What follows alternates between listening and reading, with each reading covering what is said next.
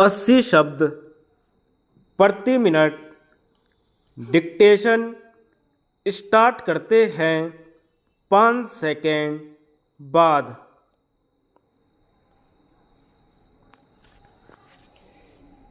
अध्यक्ष महोदय, मैं आपका आभारी हूँ कि आपने मुझे बोलने का अवसर दिया।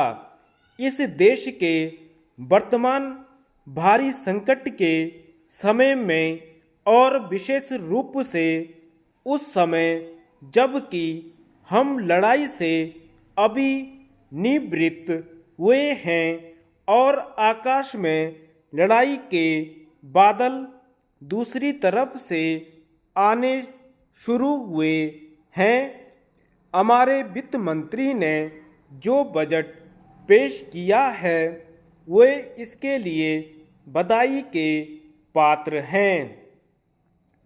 यद्यपि भिन्न भिन्न पहलुओं को लेकर आलोचनाएं की गई हैं, लेकिन यदि उनकी कठिनाइयों को भी देखा होता कि राष्ट्र को किन किन संकटों का सामना करना पड़ रहा है, इस बात पर भी अगर मेरे से पहले बोलने वाले वक्ताओं ने विचार किया होता तो मेरा विश्वास है कि उनकी आलोचनाओं का आधार कुछ दूसरा होता।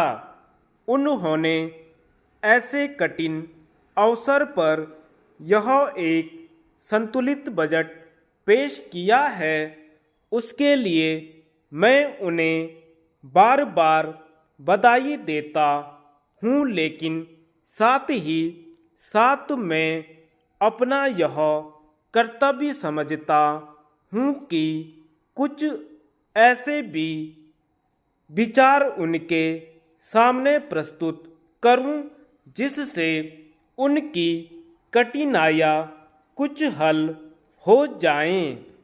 उदाहरण के रूप में विगत 2 वर्षों में लेखा जोखा कमेटी में बैठने के समय मुझे ऐसा अनुभव हुआ है कि इस देश में 2-3 इस प्रकार की त्रुटियां मौजूद हैं जिनको दूर करने के लिए, जिनकी जांच करने के लिए यदि कोई एक कमेटी या आयोग बिठा दिया जाए तो राष्ट्र को, राष्ट्र की सरकार को, राष्ट्र के विकास कार्यों को और राष्ट्र की रक्षा व्यवस्था के लिए करोड़ों नहीं अरबों की व्यवस्था फौरन हो सकती है।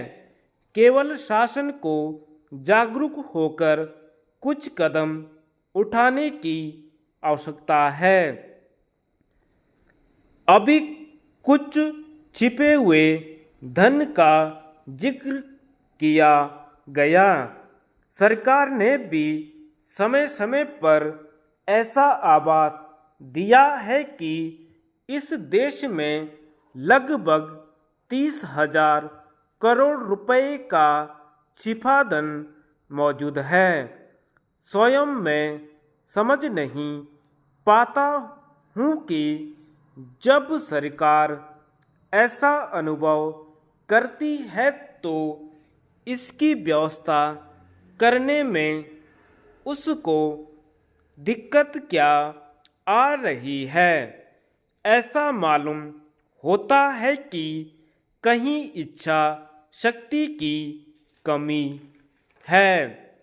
भारत की इस सरकार ने अपनी शक्ति का ठीक से उपयोग करके उस दुश्मन के दांत खट्टे किए जिसके की ऊपर विश्व की शक्तिशाली और इंग्लैंड जैसी शक्तियों का अटूट सहारा था और जिसको कि उन्होंने हमारे विरुद्ध उकसाकर खड़ा किया था और अपना पूर्ण सहयोग दिया था।